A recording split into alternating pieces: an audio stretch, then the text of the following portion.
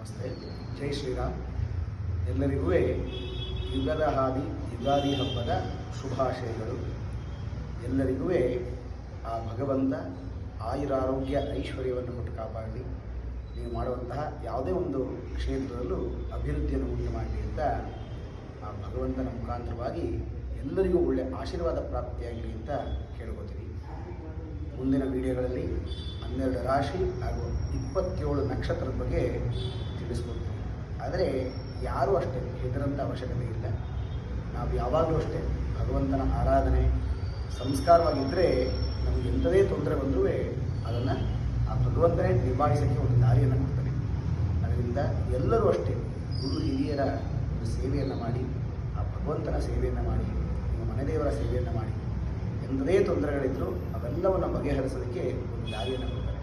ಅದರಿಂದ ಈ ಯುಗಾದಿ ಹಬ್ಬದ ಎಲ್ಲರಿಗೂ ಶುಭಾಶಯಗಳು. ಎಲ್ಲರಿಗೂ ಒಳ್ಳೆಯದಾಗಲಿ. ನೀವೇನೇ ಅಂದ್ಕೊಂಡ್ರೂ ಆ ಕಾರ್ಯಗಳು ಈ ವರ್ಷ ಜಯಪ್ರಾಪ್ತಿಯಾಗಿ ಶುಭವಾಗಿ ಒಳ್ಳೆಯದಾಗಲಿ.